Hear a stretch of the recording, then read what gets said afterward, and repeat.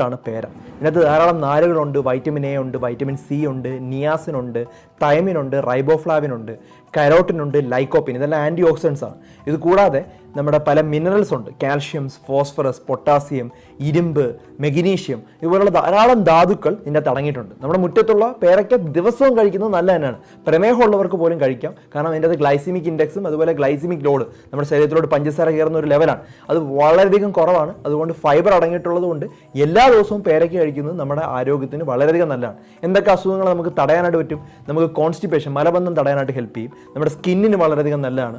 ഓറഞ്ചിനെയും കാട്ടും 4 ഇരട്ടി vitamin C ഉള്ളതുകൊണ്ട് നമ്മുടെ പ്രതിരോധ ശക്തി കൂടി നല്ലതാണ്. അതുപോലെ നമ്മുടെ വൈറ്റമിൻ സി കൊണ്ടുള്ള എല്ലാ ഗുണങ്ങളും ഈ ഒരു പേരയ്ക്ക കഴിച്ചാൽ നമുക്ക് കിട്ടും. കാലറി നോക്കുകയാണെങ്കിൽ 40 കാലറിയുള്ള ഒരു പേരയ്ക്കകത്ത്. ഇളം പച്ചയായിട്ട് മഞ്ഞ നിറത്തിലൊക്കെ നമ്മുടെ മുറ്റത്തൊക്കെ ഉണ്ട്. എടുത്ത് കഴിക്കുക.